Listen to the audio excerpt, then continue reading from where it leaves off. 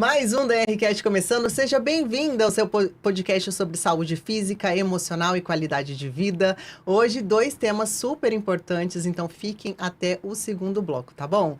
No primeiro bloco, nós teremos dois convidados especiais. Pode rodar a vinheta.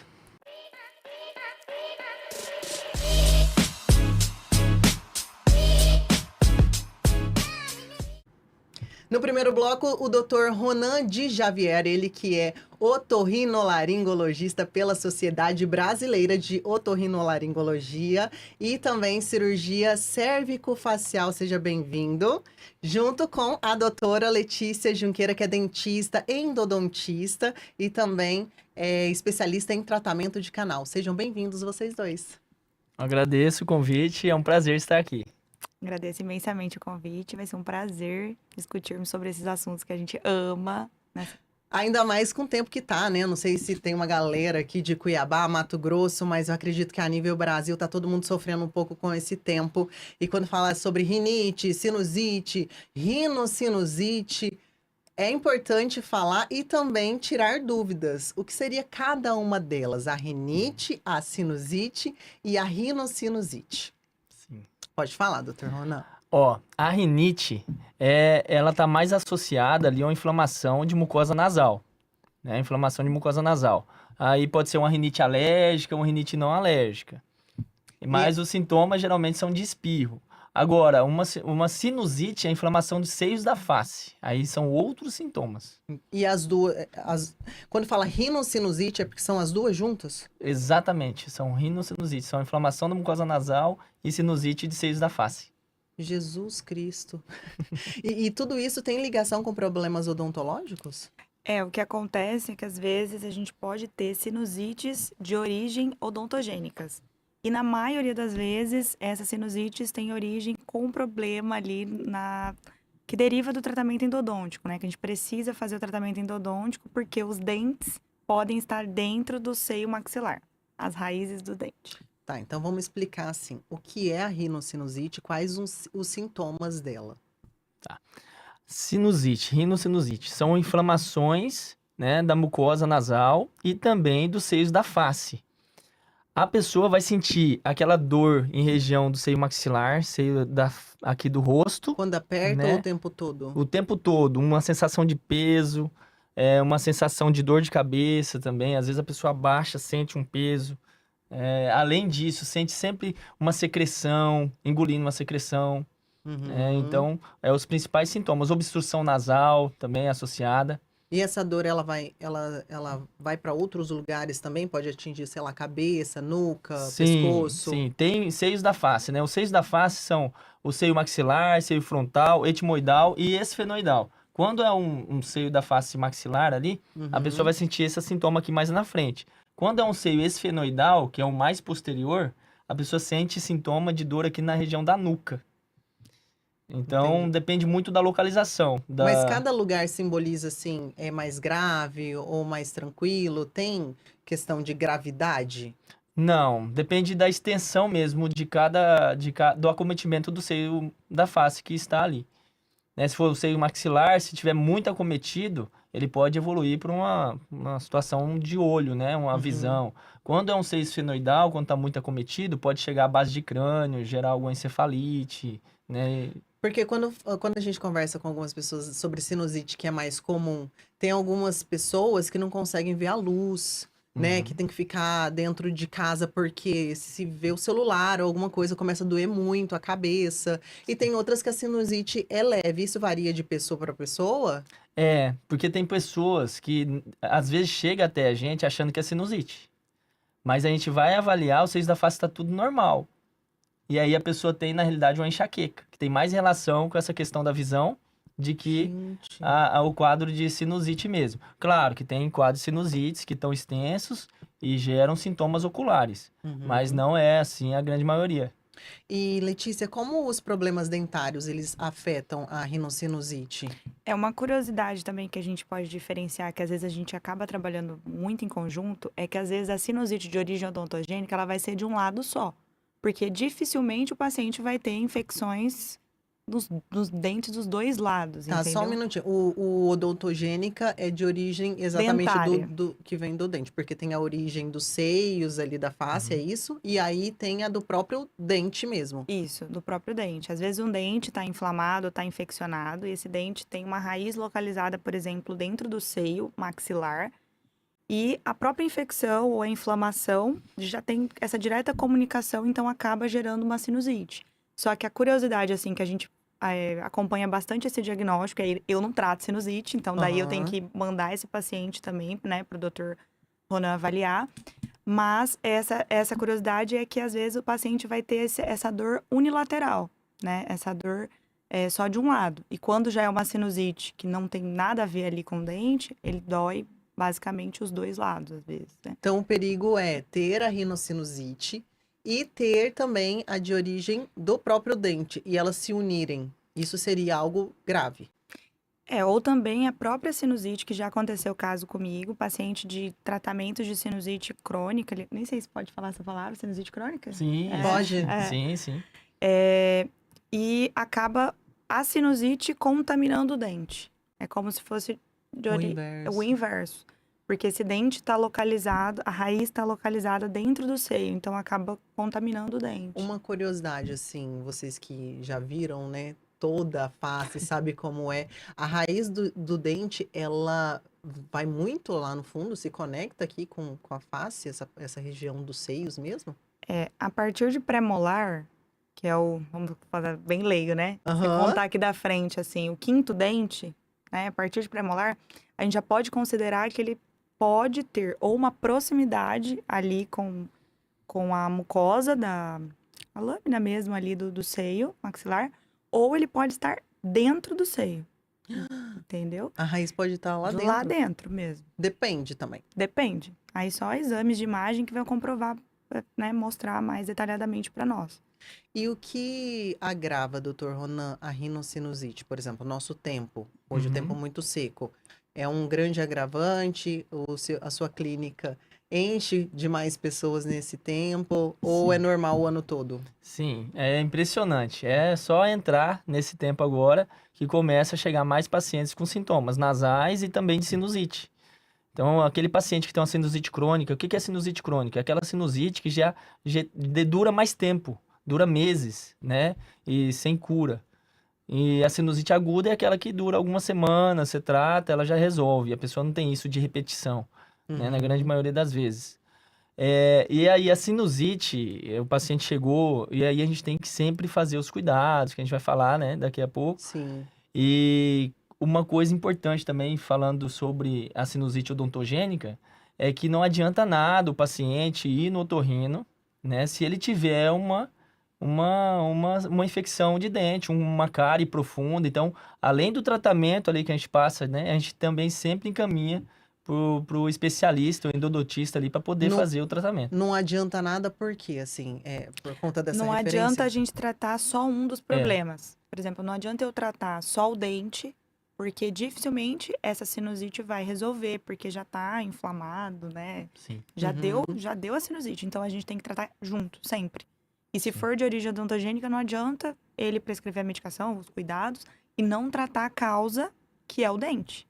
Tá, Exato. então, de origem odontogênica a gente já entendeu, mas a origem da rinocinusite, ela é genético ou são causas naturais mesmo, da região, é normal, assim? É uma evolução, né? A pessoa sempre ela começa ali com sintoma nasal, uma obstrução nasal, né? E aí isso pode evoluir, né? Uma pessoa tá com gripe, e aí começa a inflamar a mucosa nasal, e depois vai infeccionando também, inflamando, né? Os seios da face, e aí gerando a sinusite. Quando não tratada, ela pode, né, Pra se gerar tratar desde o complicações. começo, nem evolui Geralmente para uma é, rino, exatamente, assim. geralmente ela se resolve por ali mesmo. Tá, e prevenção, nesse caso, dos dois casos, como a gente lidaria em questão da prevenção? Não vamos chegar ainda no tratamento. Sim.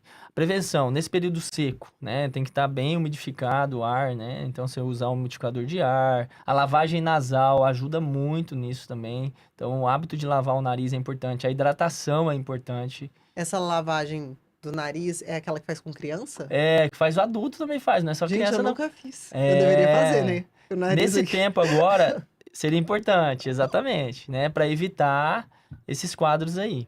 Então, a lavagem nasal é importante, uma boa alimentação, um bom sono, né? Tudo isso aí previne a parte da sinusite. Tá, então uma dica pro pessoal de casa. O pessoal pode comprar com soro fisiológico. Ensina a galera a fazer essa lavagem? Sim, o soro fisiológico é que tem que ser usado, né? E o dispositivo tem que ser o mais adequado para cada idade. Então, cada idade tem um melhor dispositivo. Pode ser seringas, conta-gotas, garrafinhas. Então, tem vários dispositivos aí, depende da idade do paciente, né? Que você vai indicar aquela lavagem nasal. Além disso, os cuidados na hora da lavagem. Sempre com a cabeça para frente, com a boca bem aberta. O fluxo que você vai lavar o nariz também tem a pressão adequada. Você não pode passar de uma pressão muito alta ali, que pode ir para o ouvido também, o soro fisiológico. A temperatura do soro nunca pode ser gelada, sempre em temperatura ambiente ou morna, porque o soro gelado acaba paralisando os cílios, né, que ficam ali internamente ali do seio da face e causando ainda mais secreção. Então, também evitar sempre o soro gelado. E outra coisa que eu recomendo também é não fazer na hora de dormir. Então, sempre pelo menos umas 2 a 3 horas, porque o ciclo nasal, ele dura em torno de 1h30, que é quando o soro entra, uma parte fica lá dentro e ele demora 1h30 para sair. Então, se a pessoa lava e já deita, também vai ficar mais secretivo. E a hidratação seria com soro também, essa hidratação? Eu falo a hidratação mesmo é via oral, né? Beber bastante água, beber tá. bastante líquido, frutas, né, que hidratam. Mas nesse sentido mesmo. É porque tem um sorinho, né, que aplica, não tem? Tem, Tipo, tem. Tem alguns gels nasais, né, como o Maxtirate, e tem também o soro fisiológico mesmo que ajuda a hidratar. São Mas na importantes? sinusite em si, a lavagem nasal é mais importante ainda, de que só a hidratação. Tá, e na parte odontológica? A parte odontológica que a gente fala é a prevenção né, de estar sempre em cuidado, a cada 6 meses, pelo menos, uma limpeza, porque existem também algumas causas, né? Que às vezes a pessoa acha que canal, né, é só quando o dente dói, né? Então, isso é importante falar, que às vezes a gente tem algumas causas crônicas, necroses, né, que o dente não vai doer, né? Então, é importante estar sempre nessa avaliação, tanto de imagem quanto ali fazendo a limpeza, sempre essa prevenção mesmo, para que o seu dentista te acompanhe e identifique o problema ali no início, né? Não que evolua. Entendi, quanto antes melhor, né? Com Trabalhando com certeza. prevenção. Eu fiquei com uma dúvida aqui, mas quantas vezes a gente tem que escovar o dente, assim, no dia?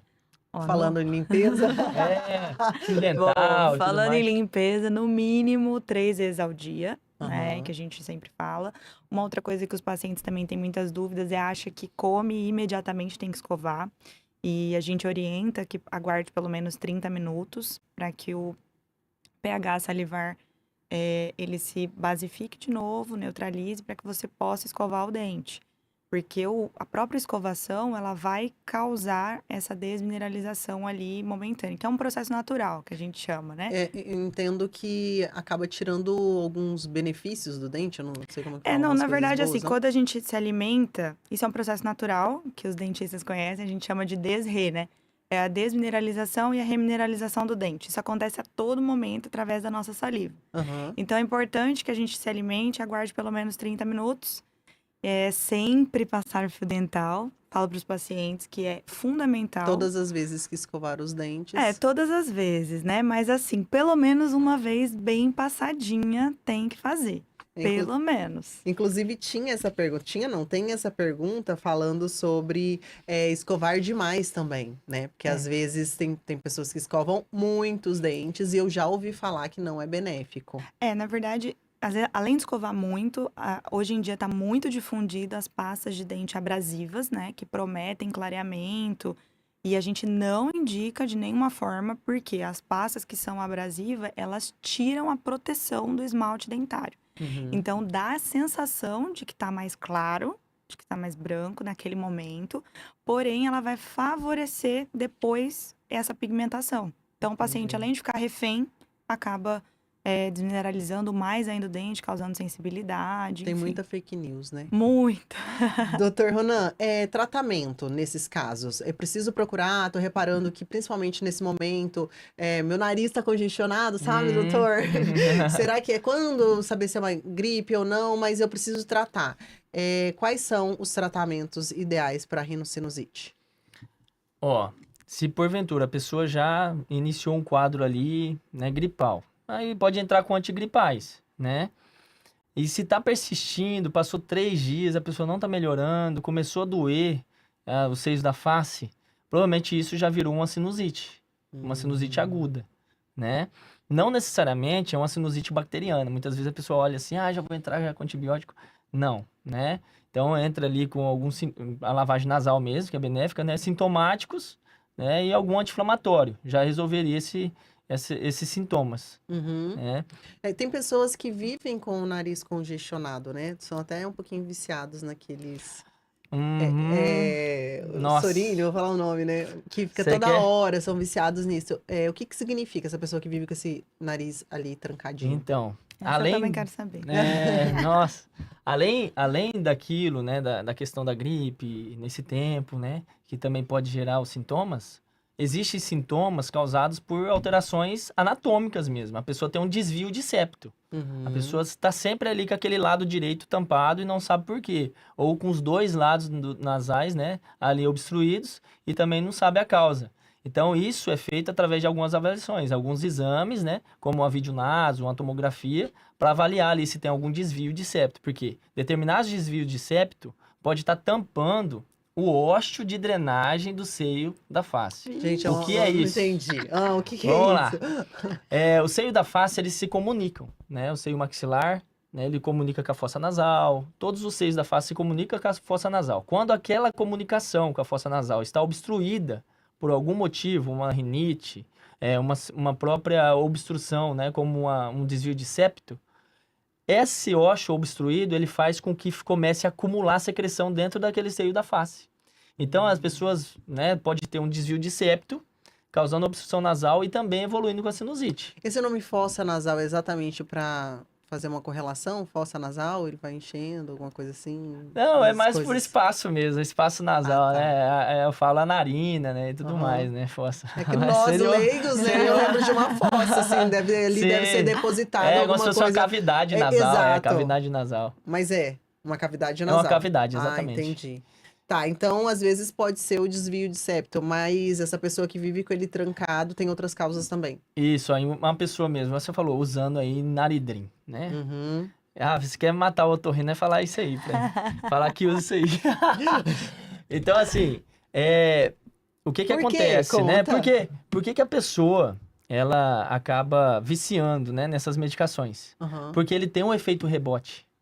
Então, o Naridrim, ele vai lá, ele desincha, ele é um vasoconstritor nasal. Ele desincha a mucosa nasal, os seios, né, ali no caso, o corneto nasal, e aí a pessoa sente o alívio. O alívio. Porém, o efeito rebote dele é obstruir de novo o nariz. O próprio medicamento causa, isso se chama rinite medicamentosa. Então, assim, muitas vezes acontece o quê? A pessoa está com um quadro gripal, né, que resolveria ali com a simples lavagem nasal ou alguma simples medicação, e alguém fala pra ele que aquilo ali é bom para substruir o nariz. Aí ele começa a usar e ele nunca mais vai parar de usar, porque vai sempre dar o efeito rebote, acaba viciando. E é perigoso. É muito perigoso, porque a nafasolina, que é o componente dessa medicação, ele pode também vasoconstruir os vasos cardíacos, ele pode vasoconstruir ali também a parte renal, a parte de fígado, e a pessoa começar a ter dano, como arritmia cardíaca, até infarto pode levar. Isso é usado a longo prazo. Então, a primeira coisa que a gente faz é suspender. Então, existe um tratamento que a gente faz para a pessoa ir desmamando ali daquele medicamento e melhorando a mucosa nasal. E se for um desvio de septo, nunca vai melhorar com essa medicação, é apenas com a cirurgia. Entendi. Doutora Letícia, no caso Show. do tratamento... Show, ela tá aqui. Tô. Já usou? Deus. Show, nunca mais eu vou usar. Exatamente. Quando a gente fala do tratamento em si, na parte odontológica, uma pessoa que desenvolve essa rinocinusite, eu esqueci o nome chique aí. Odontogênico. Odontogênica, isso. Que causa, já é um um caso de canal ou não tem a ver? Às vezes, normalmente, já é um quadro de infecção endodôntica. Ou seja, Uhum. o dente, provavelmente, né? A causa mais, assim, que mais acontece é cárie mesmo. E a cárie vai evoluindo e acaba, primeiro, tem o processo da inflamação e depois pode progredir para uma infecção. E aí, normalmente, os casos de quando há o envolvimento do seio ali, que dá essa sinusite odontogênica, já é um quadro infeccioso. Entendi. Passou de Entendeu? uma inflamação. Passou. E o que acontece? Quando essa raiz, né, só a nível de curiosidade, quando essa raiz não está no seio maxilar, porque o seio é um espaço vazio. Então, essa infecção tem um espaço para ela ficar ali. E quando esse dente, né, não tem essa condição anatômica, ou seja, Uhum. não está dentro do seio, o que acontece? Acontece o abscesso, que é o inchaço do rosto, ou aquela bolinha, que às vezes os pacientes falam bolinha, né? Tipo uma espinha, assim, na E é o gengiva. quê? Pus? É pus. Gente. Então, assim, teoricamente, quando essa raiz está dentro do seio, há um espaço maior. Só que Aham. também essa infecção está dentro do seio, né? Então, assim, teoricamente, a gravidade é maior, porque também que a gente fala que a sinusite odontogênica é um pouco mais grave. Porque as bactérias de origem dentária, né? Elas não são as mesmas bactérias ali que colonizam o trato respiratório. São bactérias um pouco mais virulentas, um pouco mais agressivas. Então, eu já tive alguns casos, assim, de bastante resistência, né? Mesmo a gente tratando o dente, tratando em conjunto com o otorrino, que o paciente, assim, foi bem... E como é que faz pra chegar lá, gente? É Você tá muito falando assim, rápido. A evolução é muito rápida. mas pra tratar, como que... Não, para tratar, a gente trata o dente normalmente, Aham, e o medicamentoso. canal normalmente, isso. E aí vai a abordagem Medicamentoso. medicamentosa, com essa lavagem, enfim, com essas outras condutas, né? Mas o canal é normal. Então- Não tem nenhuma mudança, assim. É o mesmo tratamento se o dente não estivesse lá. Tá, então é cuidar da higiene bucal e sentir algum desconforto um pouquinho mais contínuo. Você vê que não é uma gripezinha, uma coisinha assim, já procurar o otorrino. Seria isso, doutor Ronaldo? Ó, E essa parte também essa questão da unilateral é bem característica, assim. O paciente, ele Só de fala um muito. lado. Às vezes ele até tem Ali. essa dor nos dois lados, porque às vezes acontece também do paciente, às vezes, já ter sinusite e um lado ter essa sinusite odontogênica. Aham. Só que a dor mais forte vai ser de um lado só, da face. Principalmente Entendi. quando ele abaixa, né? Ele vai sentir bem essa dor. Aí é a importância, né, de numa situação dessa mais de gravidade, procurar o endodontista, que é o que faz canal. É um especialista que E trata. muitas vezes procura outro e não resolve o problema também. E de às forma vezes definitiva. também, como eu te falei, às vezes o dente não dói, né? E o dentista, que às vezes não tem essa especialidade em endodontia, acaba, não é nem por negligência, nem nada. É porque não é a área de atuação, né? Uhum. E acaba não pesquisando mais a fundo essa situação. Então, eu conto sempre pro Dr. Ronan, porque foi um caso que me marcou no consultório, uma paciente que ela tratava há anos sinusite e não resolvia. Não resolvia. E aí ela procurou uma dentista para fazer uma limpeza, enfim, a dentista me indicou, porque viu uma cárie no dente, mas nem imaginou que, né, fosse a causa. Uhum. E aí, quando eu pedi o exame, eu falei, olha, seu dente tá dentro do seio, por acaso você tem sinusite? Aí ela falou, tenho. Aí eu tratei o dente, resolveu a sinusite. E você viu isso no quê? Naquele Na tomografia. Que acaba, o endodontista trabalha bastante com a tomografia, porque, assim, a gente raio-x é nossos olhos, mas a tomografia é o padrão ouro hoje, né? Quando fala endodontista, tá falando sobre tratamento de canal. Isso, o endodontista é especialista em tratamento de canal, que a endo é dentro do dente, trabalha dentro do dente. Em alguns casos já chegaram para mim também de uma comunicação até do seio da face com a cavidade oral. Porque aquele dente já evoluiu de uma situação tão grave que gerou uma comunicação. A pessoa começa a sentir descendo secreção pela boca aqui, ó. Tá saindo do seio da face e tá descendo. Exatamente. Aí uma situação dessa Quando é fala cirúrgica. descendo, é o pus, né? É o pus a ali do seio secreção. da face descendo na boca. E aí é a hora que é necessária uma cirurgia para poder fechar essa comunicação aí.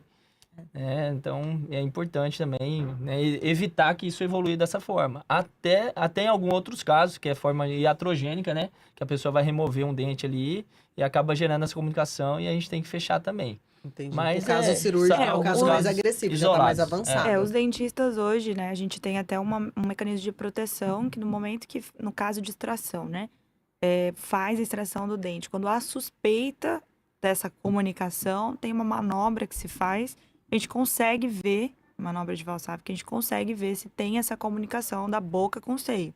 E aí, imediatamente, no ato cirúrgico, já tem que ser suturado ali, fechado aquela comunicação. Pronto, assustou a gente, mas antes nós falamos, evidenciamos aqui a prevenção, os cuidados para não chegar nisso, né, doutor, né, doutora? O objetivo é esse. Então, ó, não vai deixar chegar nisso daí. E também não ficar usando naridrim.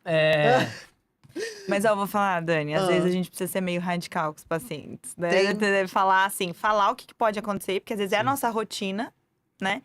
E por um cuidado. Às vezes... E na verdade não é tentando assim assustar, é que o resultado assusta, mas é tentando proteger para que não chegue nesse resultado. São cuidados, né? Tem que olhar para esse lado. Ó, agora a gente tem um quadro sobre mitos e verdades, coisas que habitualmente a gente pensa, será que isso é verdade? Será que é mentira? Eu faço a pergunta, eu faço a afirmação e vocês respondem se é verdade ou não. Vamos começar com o Dr. Ronan, tá bom? Vamos lá. Só quem tem desvio de septo tem rinocinusite? Não. Tem várias causas, né, de sinusite, assim como a gente falou, né? Como um quadro de rinite, a pessoa tem uma alergia, né? E isso obstrui o nariz, pode levar para sinusite. Existe algumas situações como granulomatoses nasais, como paracoco, que é infecção fúngica, sífilis, hanseníase, tudo isso pode evoluir também para uma situação nasal. Leishmaniose pode também evoluir para uma situação nasal e, consequentemente, afetar o seio da face, gerando uma sinusite. Uma criança que tem um adenoide pode gerar também uma sinusite. Algumas malformações nasais, como atresia de Coana, entre outras situações também que pode evoluir para sinusite. Então, não é só desvio de septo que causa sinusite. E não é só uma sinusitezinha, tem que averiguar que tipo é. Porque às vezes tá tão assim, todo mundo fala, tem uma sinusite, tem rinite, tem uma alergia. Se fosse normal, né? Não é. Não. Não é normal. Não é normal, trata não. como se fosse normal. Normal é você tá aqui respirando bem, sem dor nenhuma, sem nenhum sintoma. Que inclusive é seu slogan, né? O doutor que ajuda você e sua família a respirar melhor e dormir melhor, né? Sim. Bom, vamos lá, doutora Letícia. Uma má higiene bucal pode causar sinusite? Olha, a gente fala... Vou falar mito ou verdade, né? Mito ou verdade? Mito. Mito. Tá. Por quê? Porque a má higiene, ela pode causar inúmeros problemas, né? Só que uma sinusite já seria uma infecção dentária causando a sinusite. Isso dá causa só odontogênica, mas olha o tanto de causas, né, que o doutor trouxe aqui. Então, não, mito. Mas, gente, por favor, escovem os dentes. Doutor Ronan, rinocinusite crônica só pode ser tratada com cirurgia? Na medicina, a gente fala assim, que na medicina nem nunca e nem sempre. Exato.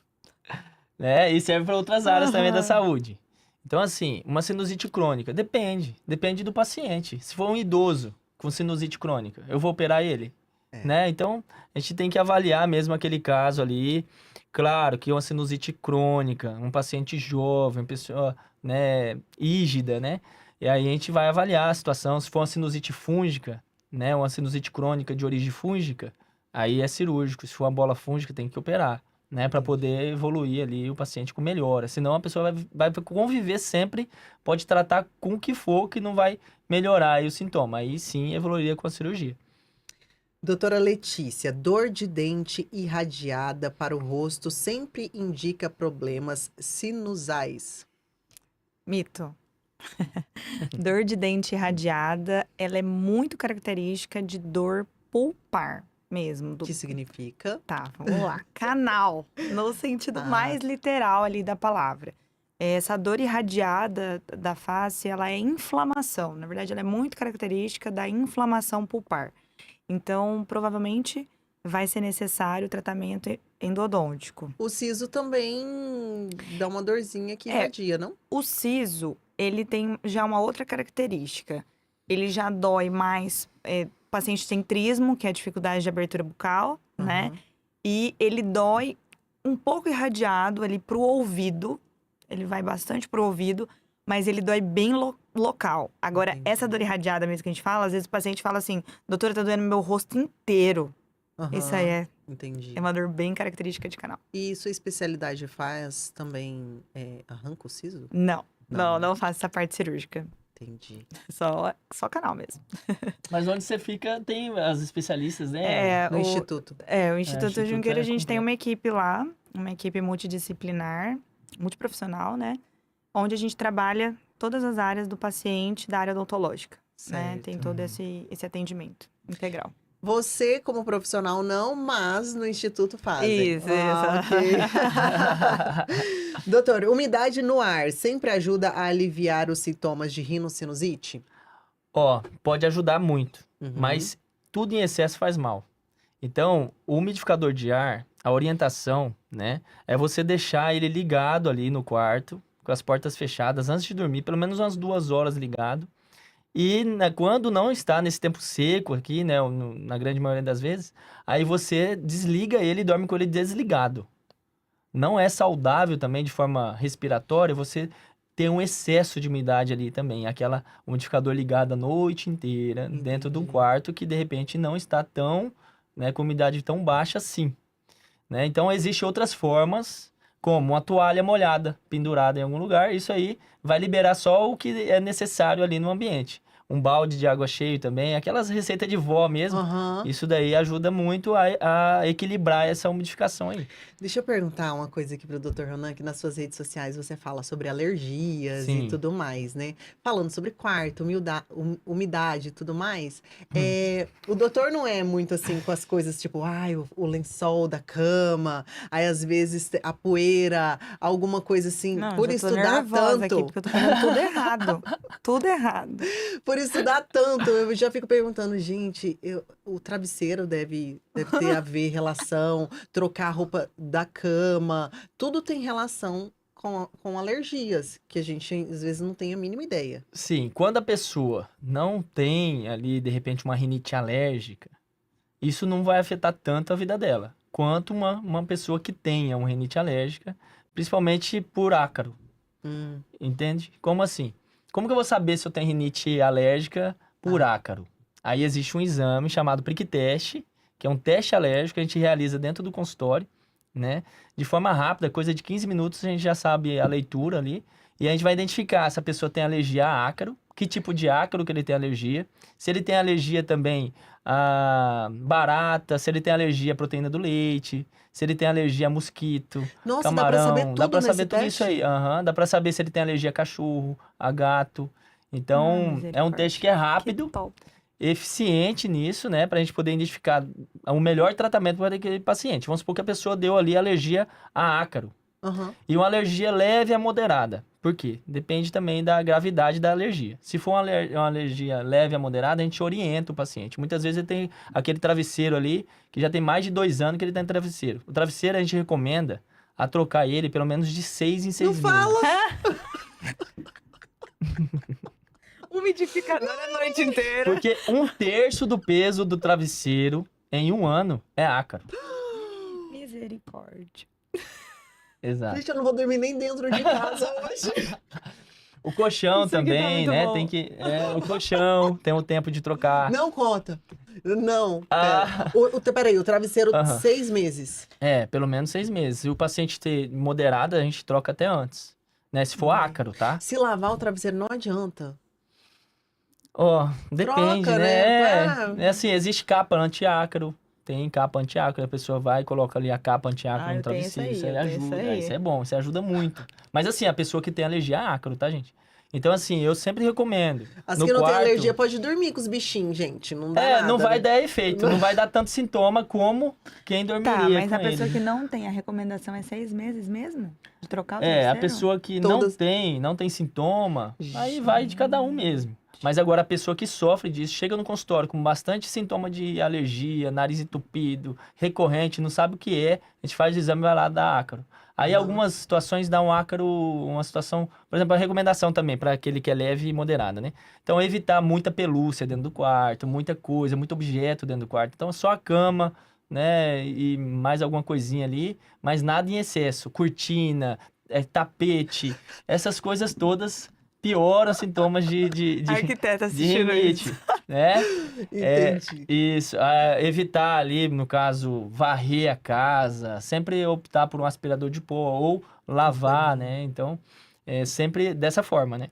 E tem aqueles sintomas mais graves de alergia que é tratado com imunoterapia, que é a vacina da alergia, que a gente realiza também. Entendi. Então, é umas vacinas que a gente realiza. A forma que eu trabalho é aquela de gotinha, que a pessoa vai pingar na boca e vai tratando isso durante 1 ano, às vezes 2, e gerando a cura, né, da alergia de forma definitiva mesmo, para determinado agente que ele tiver ali com um quadro mais avançado. Então, no seu consultório faz esse exame para alergia. Sim.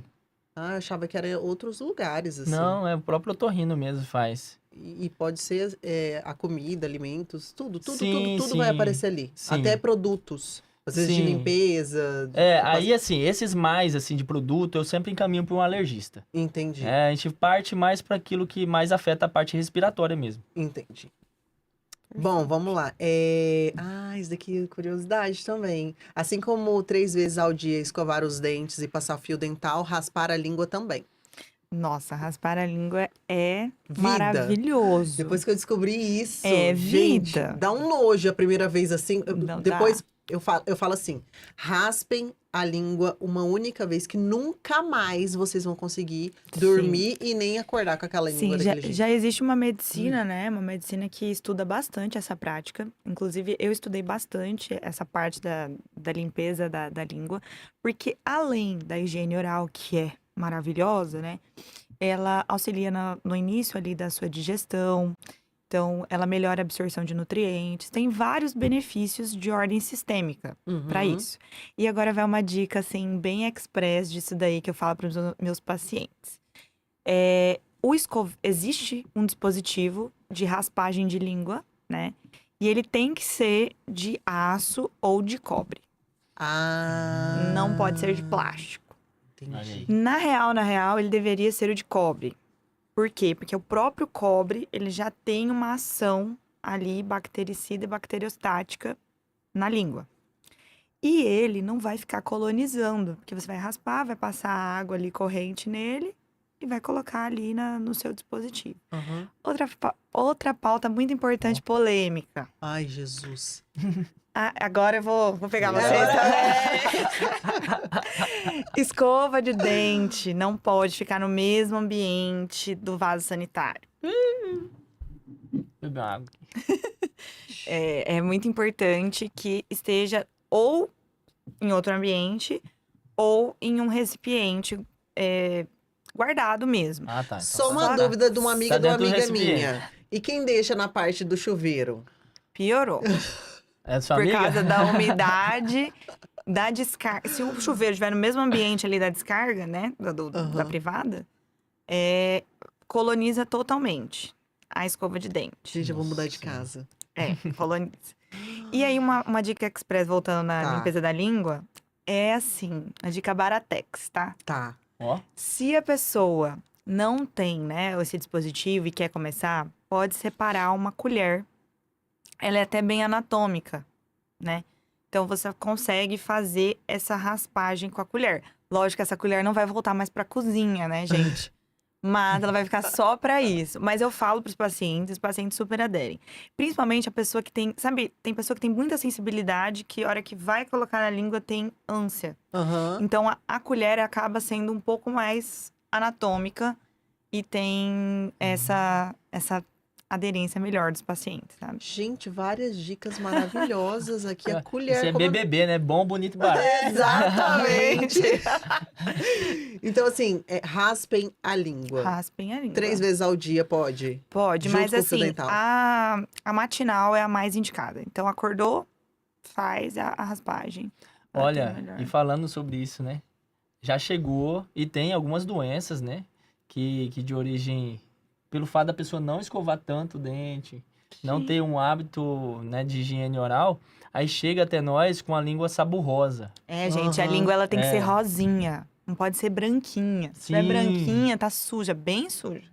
Tem a língua pilosa oral também, a pessoa que fuma. Então, assim, é importante essa raspagem, porque a pessoa chega comigo e fala assim, ô doutor, tô sentindo um ressecamento na boca. A gente vai lá, vai ver, tá lá a língua saburrosa. Tipo, Aham. não escova a língua, entendeu?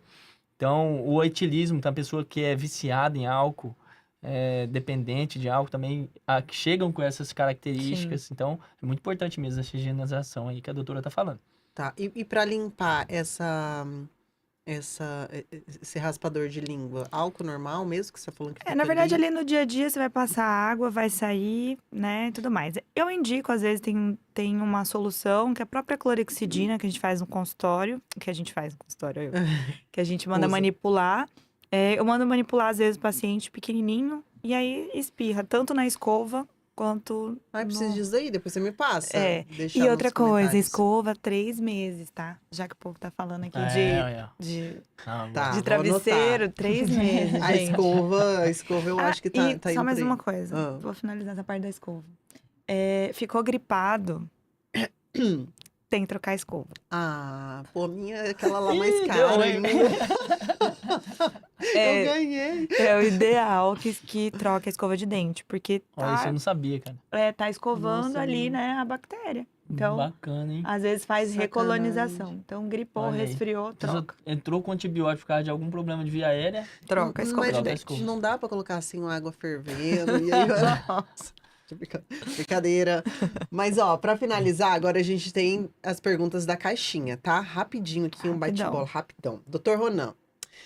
Ah, é isso que tava aqui na pergunta, sobre se é possível, com o toque da pele, saber o que a pele pode revelar sobre suas alergias. Sim, esse exame que a gente falou, né? O prick test, ele revela isso com um simples toque de pele. Não é doloroso, a gente faz até em criança. Ela O não exame é chora. rápido e realmente nem chora. A grande maioria das crianças nem chora, porque é bem superficial mesmo, bem superficial. Aham, E identifica ali a causa, gerando o melhor tratamento. entendi. E quais os tipos de infecções podem afetar o ouvido? Ó, quando, por exemplo, assim, uma criança que tá com um quadro de sinusite, um quadro de gripe, né, resfriado e tudo mais, pode ir uma secreção pro ouvido, gerando otite média aguda. E aí isso pode gerar dor de ouvido. Uma lavagem nasal mal feita também pode ir pro ouvido e gerar dor de ouvido. Uma infecção de garganta, uma amidalite, ela pode dar uma dor de ouvido de forma irradiada, porque a inervação da garganta tem relação com a inervação do ouvido. Então, quando a pessoa tem uma infecção de garganta, às vezes está doendo o ouvido. Então, nesses casos aí, vai sentir dor de ouvido. Tem algum dente, né, que pode dar dor de ouvido também, não? Alguns problemas Os odontológicos? dentes posteriores, eles podem dar bastante dor de ouvido. Inclusive, se o paciente também faz apertamento dentário, bruxismo, Aham. ele pode sentir um zumbido no ouvido, até tontura. E a gente tem que estar sempre... Porque assim, né? Às vezes o paciente, ele acha que a parte odontológica tá desconectada. Sim, E eu falo sempre para os pacientes, gente, tá dentro do corpo e tá tudo comunicado aí. sim. Então, tem sempre essa inter-relação, não dá pra gente dissociar. Tá, e o que é um tratamento de canal? Bom, o tratamento de canal, propriamente dito, ele é basicamente, né? Você vai abrir o dente, remover toda a matéria orgânica e inorgânica ou material que tá lá dentro. Porque, Ou por seja, ele exemplo, fica todo oquinho, assim, só ele- fica a parede, os ossinhos por fora. Isso, porque assim, existem 3 condições que a gente trata o canal, né? Ou se o dente está inflamado, infeccionado, ou uma própria reintervenção no canal. Às vezes fez o canal uma vez, não deu certo, tem que tratar de novo. Entendi. Então, o princípio é a gente esvaziar aquele canal, aquele conduto ali, lavar, sanificar e manter aquilo vedado, que é a parte da obturação. O dente tem que estar selado, não pode ter nenhum espaço vazio depois. Mas é isso. Entendi. Basicamente é isso. Ó. Mas é uma infinidade de coisas, gente. É bem basicamente É a mesmo. sua área, né? Que você consegue ficar o dia inteiro enrolando Exatamente. sobre. Aham. Última Importante. pergunta, o que é amidalite? Amidalite é uma inflamação, uma infecção de amígdala. Uhum. Então, assim, o it, ele vem de inflamação de alguma parte do corpo. Então, quando é amidalite, é a inflamação da amígdala. Rinite, inflamação da mucosa nasal. Otite, inflamação de ouvido.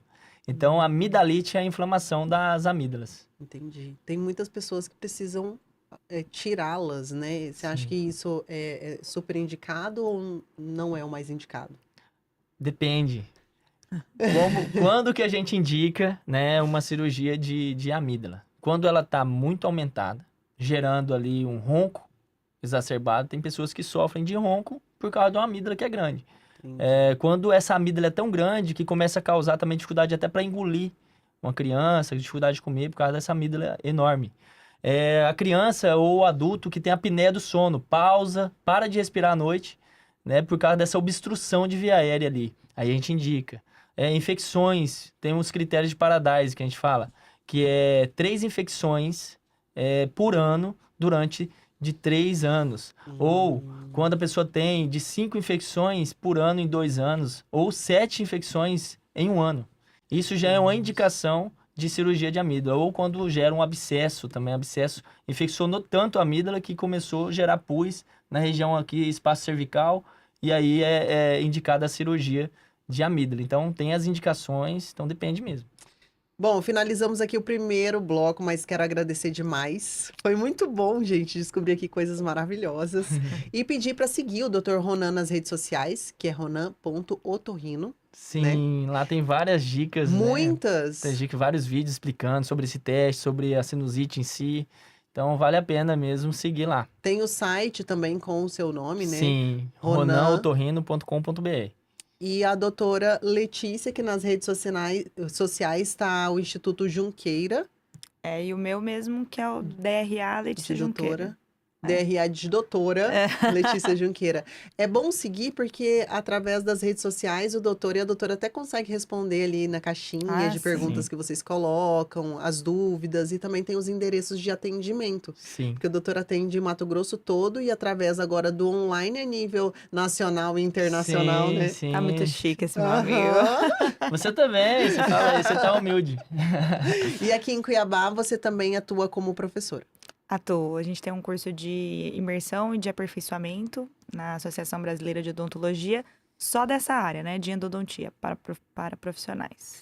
Inclusive, doutor Ronan já deixa agendado com a sua secretária, que aqui ó, já tem 4 dias, Não, assim, com eu o já tô narizinho nervosa aqui. Vamos Fazer marcar esses- a consulta, porque, né, essa infecção de amidalite aí, vamos precisar entrar na faca. E alergia, e eu preciso... 4 dias já, assim, ó, nariz trancadinho. Então já tem que dar uma olhadinha, né? Bom, muito Exatamente. obrigada, viu? Foi um prazer recebê-los. O podcast está de portas abertas. E no próximo, vamos colocar aqui, ó, mais ou menos como funciona esse seio, essa fossa Show de nasal. bola. Porque na minha cabeça eu já fico imaginando outras coisas. Quando falo em fossa, o seio do não sei o quê, a gente não Vamos entende. ilustrar, né? Pra gente conseguir ter uma dimensão maior da saúde do nosso rosto, né? E aqui da nossa garganta também. Sim, Obrigada. Obrigada. Roda a vinheta. obrigado.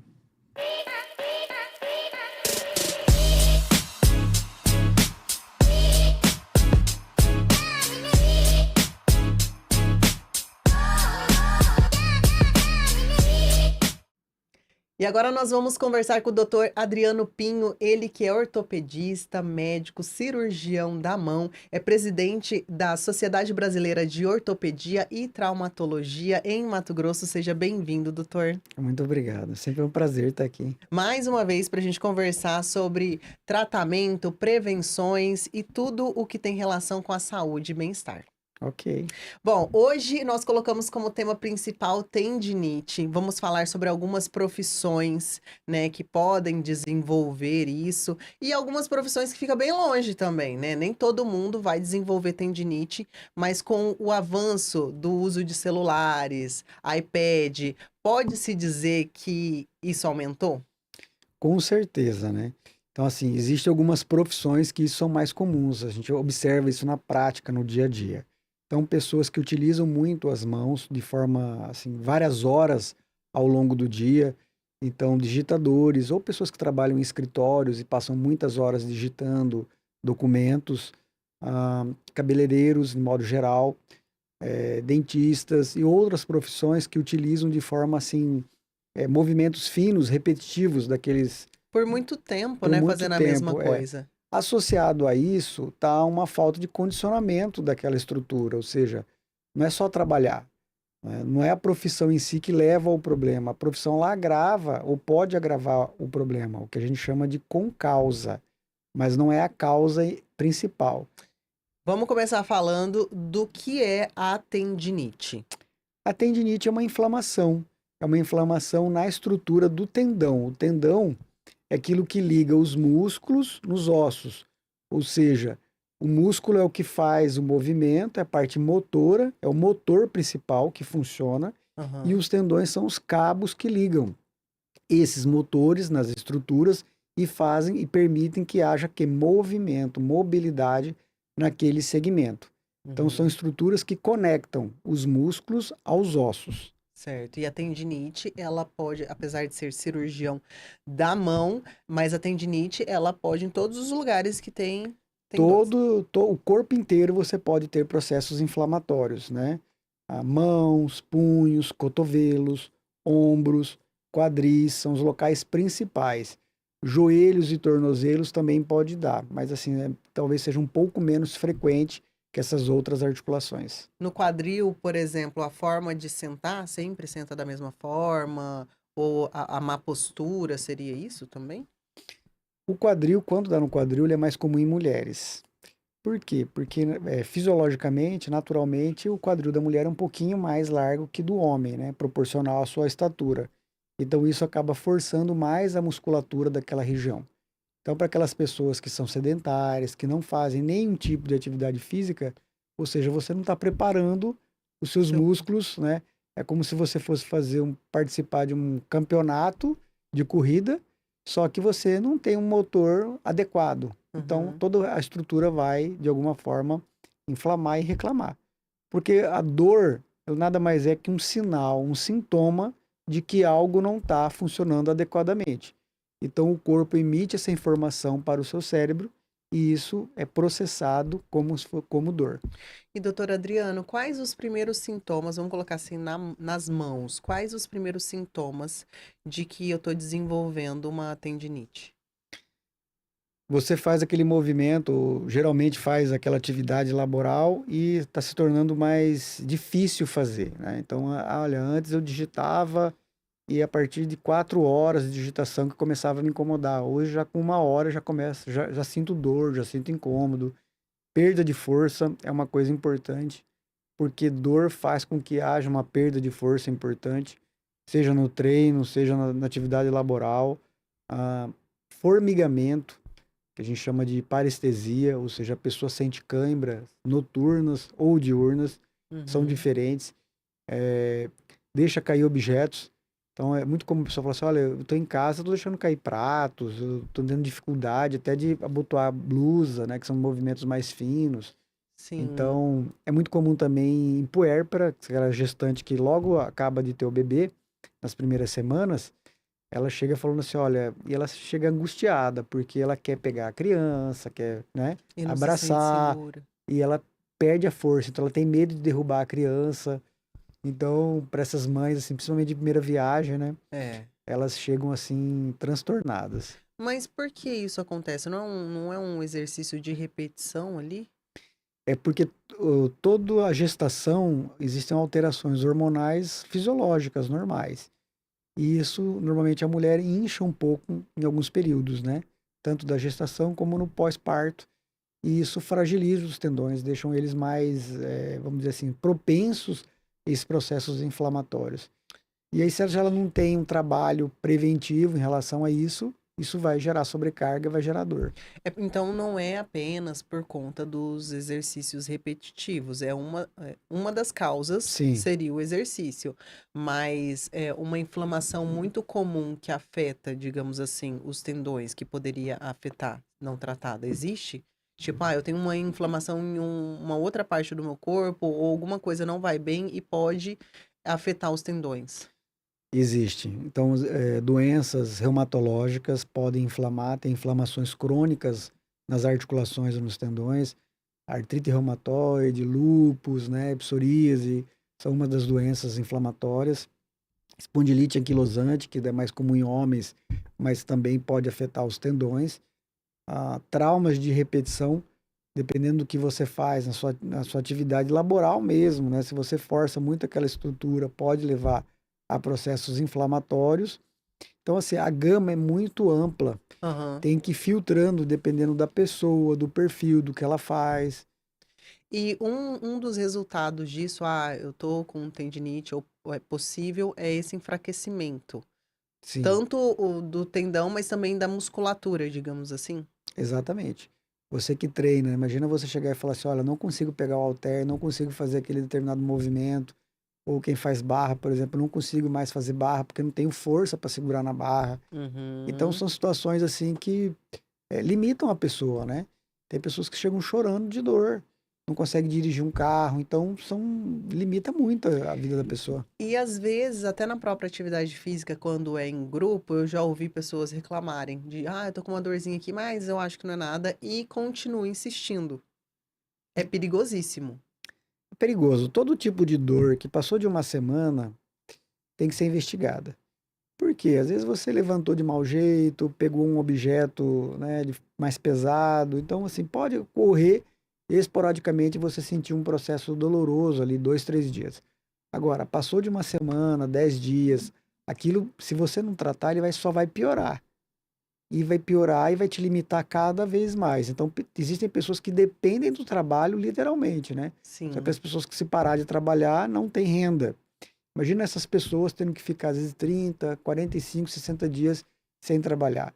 Então, não deixe chegar nesse ponto, né? Procure antes fazer uma investigação. E como saber a diferença, entre a tendinite e outras condições similares, né? Porque tem bursite, síndrome do túnel do carpo, por exemplo. Como conseguir diferenciar?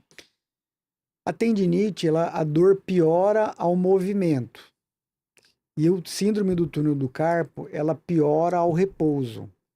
Então é aquela pessoa que fala assim, olha, eu até incomodo, eu sinto um pouco de dor, incômodo durante o dia, mas à noite, a hora que eu paro, a dor piora, o formigamento piora. Eu acordo de madrugada, a mão me acorda com cãibra, com dor. Essas pessoas provavelmente têm síndrome do túnel do carpo.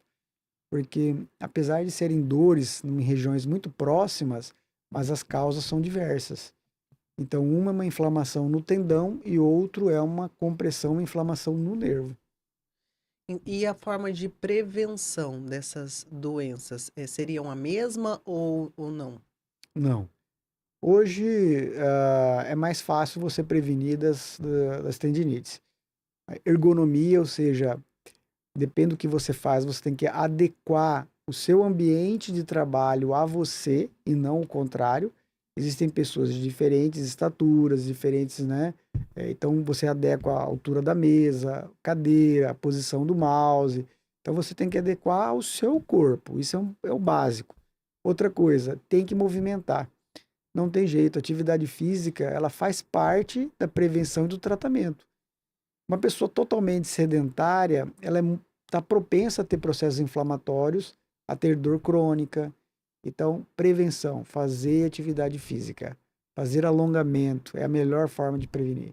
Em questão da tendinite, tem tratamento cirúrgico também? É o último estágio?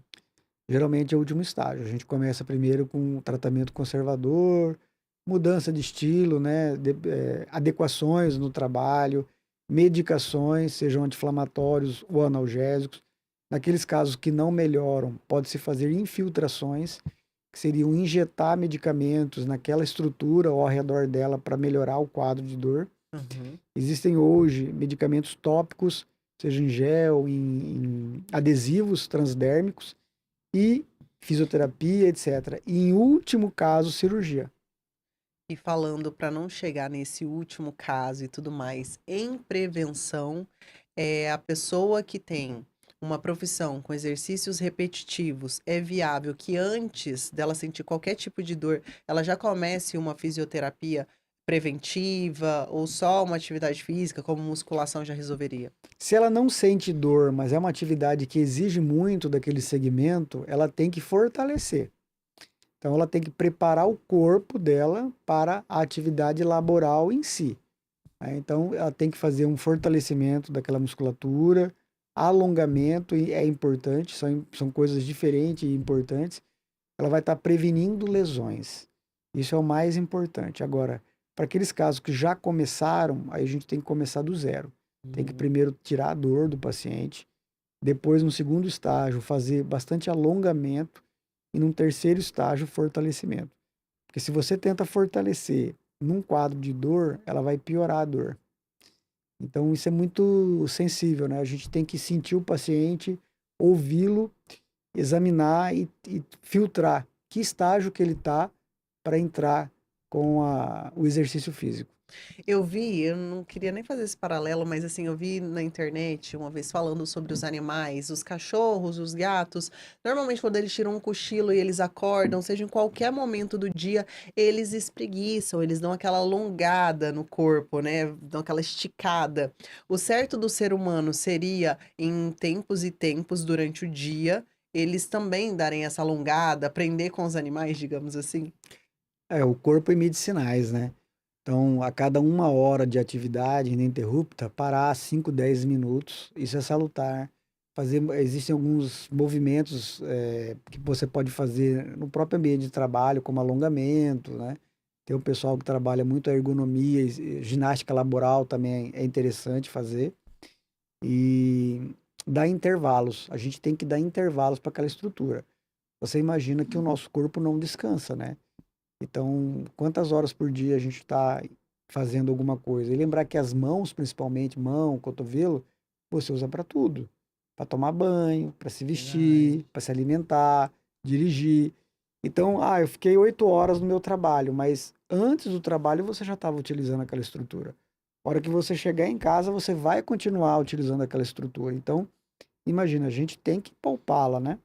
Tem que saber utilizar com Sim. sabedoria. E Verdade. isso é bom senso.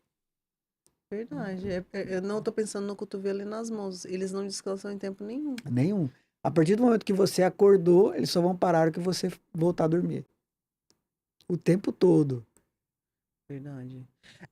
Enquanto a gente estava falando também sobre a inflamação dos tendões, tem até, ficou conhecido por causa do filme, eu acredito, o tendão de Aquiles, Sim. né?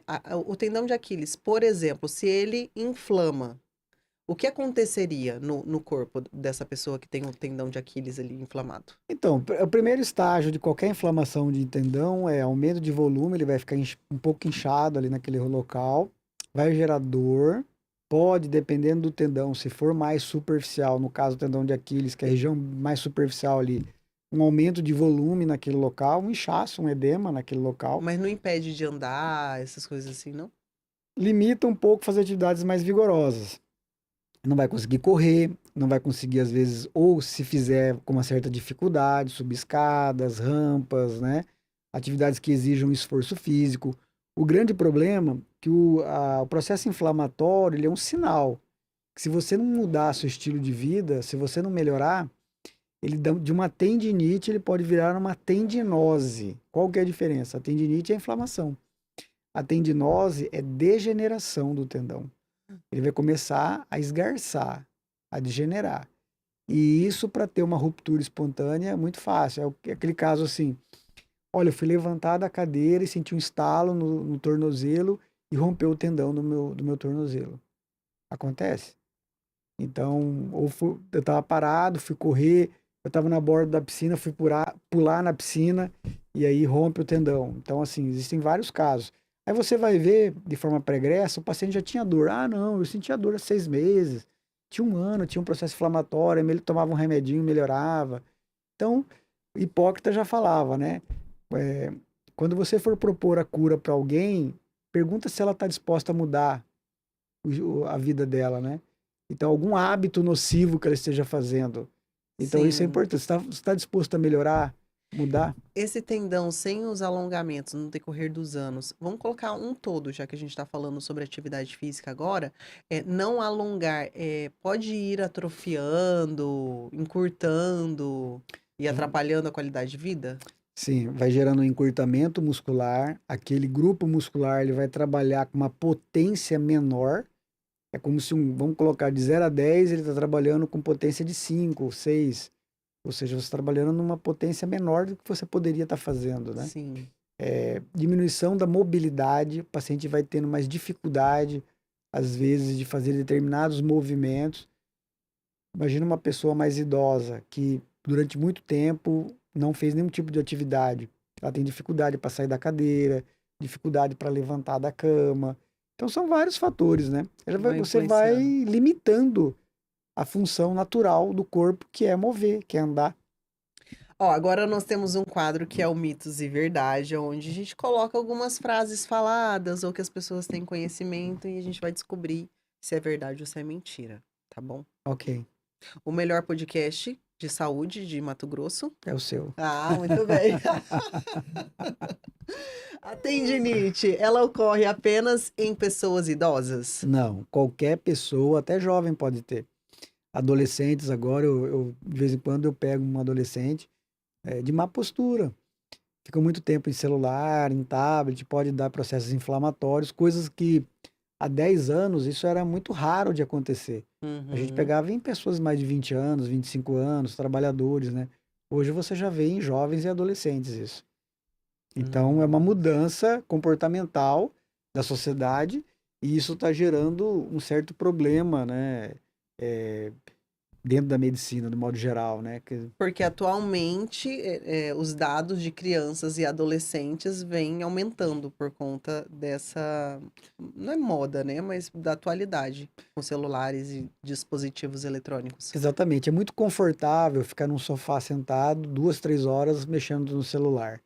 Mas aquela parte lúdica de correr, de brincar, de pular, isso faz parte do desenvolvimento da coordenação motora, física e cognitiva Sim, da criança e do adolescente. Então é saudável que a criança e o adolescente faça atividades. sim. Se ela passa mais horas sentada usando tablets, celulares, isso vai trazer um transtorno, um problema tanto a curto como a longo prazo para ela. Entendi. Próxima. Se eu tiver a tendinite uma vez e tratar, ela pode voltar. Pode voltar. Uma tendinite não significa que eu tive esse ano, tratei, daqui a 2 anos eu posso ter a mesma. Eu posso ter a mesma ou eu posso ter outra. Vai depender do que você fez para que você mudou o seu estilo, você trabalhou aquele local, então varia muito. Ou seja, ela pode voltar no mesmo local. No mesmo local. Entendi. Mito ou verdade? Estalar os dedos pode causar alguma doença ou problema. Se a própria pessoa estalar os dedos, ela vai usar a própria força. Então a tendência é ela se autolimita, né? Se for assim, esporadicamente, uma vez ao dia ou duas, normalmente não causa problemas. Aham. Agora, o que eu já vi é brincadeiras de jovens e adolescentes, um outro estalar. Então você usa uma força maior, isso pode causar lesões ligamentares, dor, processos inflamatórios importantes. Então deve-se evitar isso. Ah, mas a pessoa que tem mania de fazer assim, estralar Não, normal, tipo, esporadicamente não vai dar nada. provavelmente se der alguma coisa, é porque já tinha alguma coisa ali, Já, além disso. já. Entendi. Mito ou verdade? Exercícios de força faz a mão para quem já teve. Ah, faz mal para as mãos para quem já teve algum tipo de lesão? Não. Exercício de força é importante. Depende muito do foco que a pessoa quer. Eu quero resistência, eu quero ter mais capacidade de fazer. Não, eu quero ter força para levantar peso, então depende muito do foco e do treino que ela faz. O ideal é fazer um treino variado, né? Não só de força, só vou treinar força, eu só vou treinar resistência. Não, você tem que variar o treino, né? Porque a musculatura, por mais que você faça o mesmo tipo de exercício, você não consegue recrutar todas as fibras musculares. Vamos dar um exemplo. Eu vou fazer o exercício pro bíceps, rosca. Uhum. Não adianta só ficar aumentando o peso. Eu posso aumentar o peso até um ponto de romper o tendão. Não necessariamente eu estou recrutando todas as fibras musculares naquele exercício. Eu tenho que variar a posição do exercício, porque eu vou trabalhar outras fibras musculares daquele grupo muscular. Verdade. Então a variação, ela é mais importante, pensando em saúde, do que apenas você focar num tipo de exercício. Pensando em saúde. Obviamente, quando você vai pra academia, às vezes tá ali pensando em outras coisas. É, Na estética, por exemplo. Mas pensando em saúde é bom trabalhar todas as fibras. Tem que trabalhar tudo, senão você fortalece muito algumas fibras e as outras não. Quer dizer, você vai ficar um músculo assimétrico, ele tem força para algumas coisas, outras não tem. É o que eu aprendo às vezes sobre o fortalecimento do core, né? Que é uma parte do corpo aqui atrás. O doutor Pega sabe explicar, né? toda essa região, abdômen, lateral, região posterior que trata a nossa postura. Isso, que nos mantém ali com a postura mais condicionado a ficar retinho. Então a gente precisa desse fortalecimento para ter e manter essa boa postura. Exatamente. E às vezes na musculação é a última coisa que a gente realmente trabalha, porque não é só abdômen, né? Às vezes tem o abdômen fortalecido, mas aqui atrás enfraquecido porque não treina lombar, assim. Um dos problemas que eu vejo é assim, as pessoas têm pouco tempo disponível para fazer atividade física. Então, algumas falam assim, olha, tem 1 hora, 3 vezes por semana. Você vai trabalhar o básico só. Você não vai conseguir fazer tudo, né? É. Você tem que variar a atividade. Então, Qual o seu conselho para essa pessoa que tem tem 3 dias na semana que ela consegue treinar por 1 hora e ela tá pensando em qualidade de vida? qualidade de vida, ela tem que fazer uma atividade que de preferência mexa o corpo todo, né? É um esporte, uma atividade que mexa o corpo todo, isso é melhor. Uhum. Agora, se ela tem tempo para fazer de 5 a 6 vezes na semana, aí ela pode focar. Olha, eu quero fazer 3 vezes por semana um trabalho de hipertrofia muscular e os outros dias eu vou fazer um trabalho de fortalecimento. Uhum. Então, aí, isso é uma atividade completa, né? Lembrando que fortalecimento, às vezes, dá para fazer em casa também, né? Com Sim. exercícios isométricos e tudo mais, E quem não hoje, tem tempo. hoje já tem vários trabalhos mostrando que não necessariamente é o peso, é a resistência que vai fazer aquele grupo muscular desenvolver. Uhum. Você pode desenvolver ele fazendo atividades isométricas, né? Que você fica parado com um peso. Você pode desenvolvê-lo fazendo movimentos mais lentos, tanto concêntrico como excêntrico, ou seja, você está trabalhando todo o grupo muscular. Sim. Então você pode trabalhar ele como um todo. Isso é o melhor. Então, o ideal é você mesclar atividades. Eu, por exemplo, eu faço musculação e alterno com pilates. Então, para mim, eu consegui abranger grupos musculares mais diversos. Eu consigo trabalhar postura, consigo trabalhar coisas que eu trabalho no pilates, não necessariamente eu trabalho na Na musculação. musculação. Um agrega, acrescenta o outro. Exatamente. Entendi. Bom, e agora perguntas da caixinha de perguntas. Primeiro, faço crossfit e sinto dor nos pulsos no levantamento de peso. O que isso significa? Significa que algo está fora da normalidade. Ou o peso está excessivo para a estrutura daquela pessoa, ou a estrutura da pessoa não está ainda condicionada para aquele peso.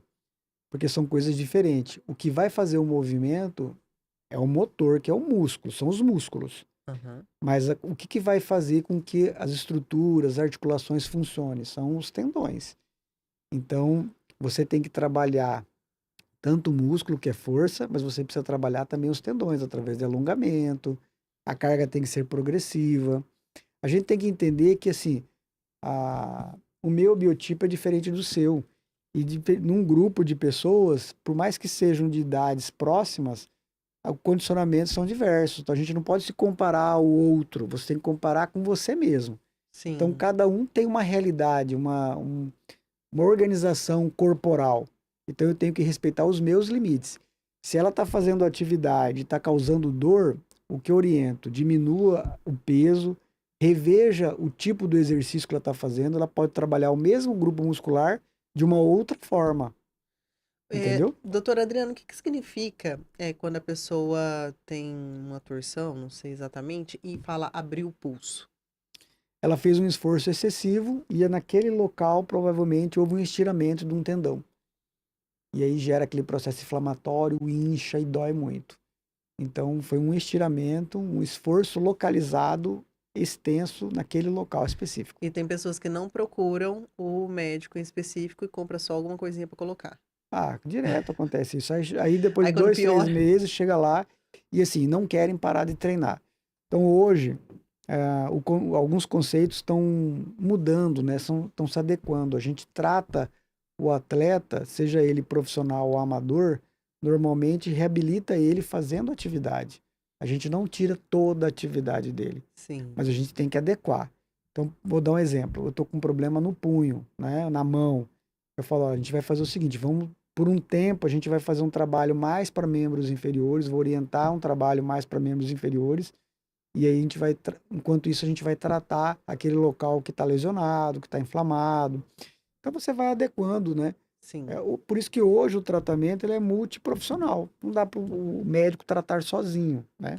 Tem que estar Então, associado com outros profissionais outros também. profissionais, educador físico, fisioterapeuta.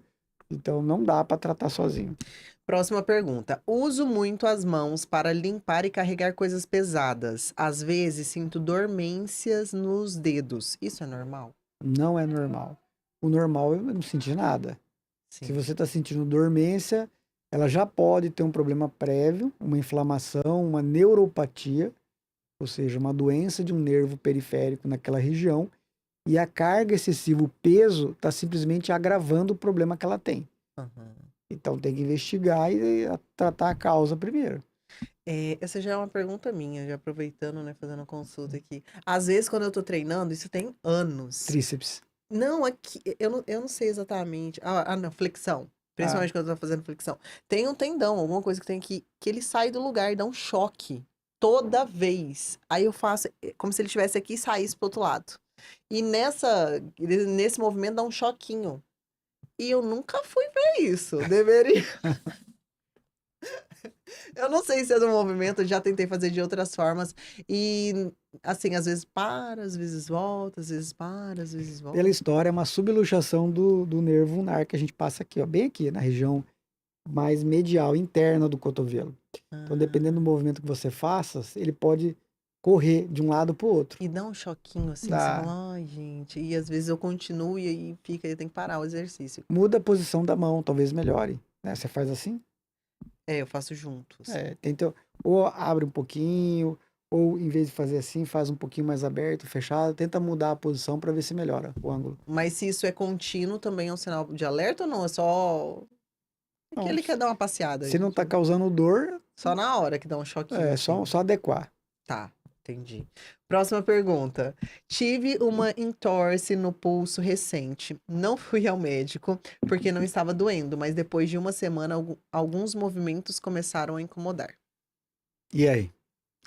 Significa que não tem nada, não tá nada legal, né? É. Se tá incomodando é porque o problema não sanou. Uhum. Ela teve o problema, provavelmente ela se automedicou, ou às vezes fez um repouso temporário naquela articulação, ele melhorou, mas ele não curou. Então, se ela não tratar, a tendência dele é cronificar e piorar. Não. Procure o médico.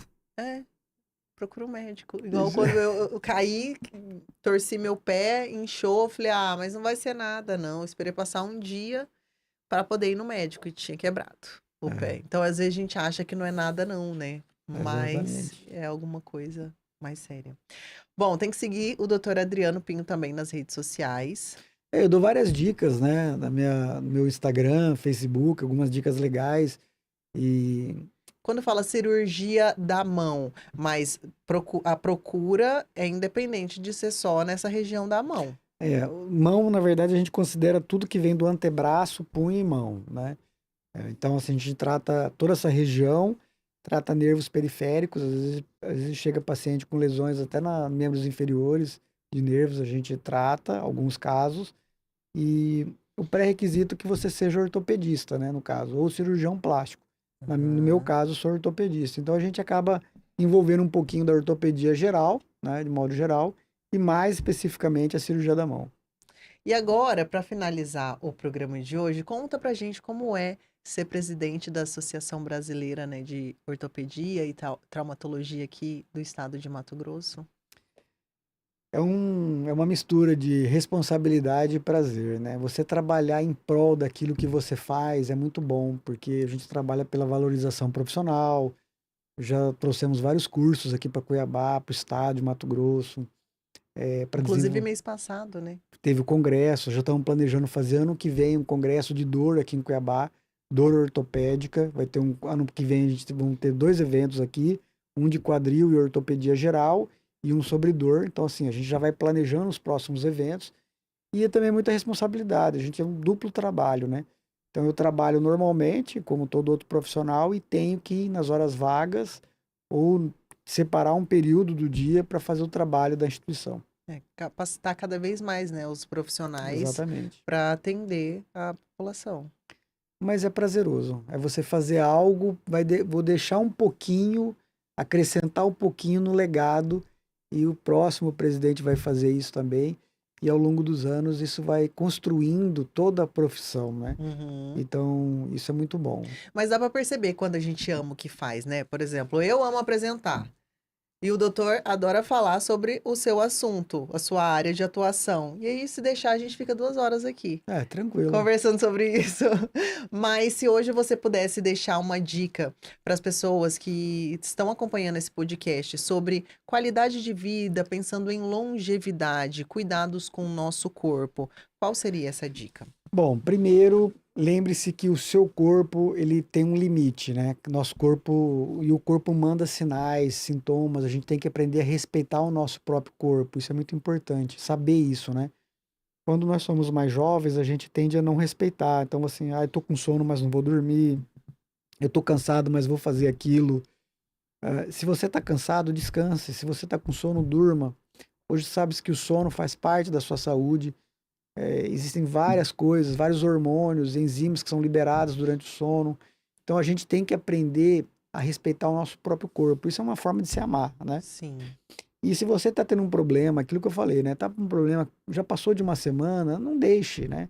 Procure um especialista. Alguma coisa tá errado. Então, não espere piorar. Porque às vezes é uma coisa simples que pode ser resolvida com uma medicação. E lá na frente você vai ter que fazer um procedimento cirúrgico, vai ter que ficar um tempo parado, ausentado da sua atividade laboral, da sua atividade física. Quem faz esportes, hoje muita gente faz esportes, é bom, faça. Mas lembre-se que o seu corpo não é uma máquina, né? Então aprenda a respeitar você mesmo, né? Não se compare com o outro, né? Cada um tem o seu ritmo. O importante é o caminho, né? Que o pessoal fala, né? Exato. Aproveite o caminho. Exato. Eu acho que essa é a dica. Muito obrigada. Obrigada pela participação novamente. Até o próximo. E eu acho que no próximo dá pra gente colocar um esqueletinho, assim, humano, pra ir explicando como que funciona, mais ou menos. O que que acha? O passo a passo sobre tendões, Acho músculo, legal, acho legal. né? Pra gente conseguir visualizar melhor essa ideia. Com certeza. Ótimo, então. Obrigada, doutor Adriano. Até o mais. próximo. Tchau, tchau.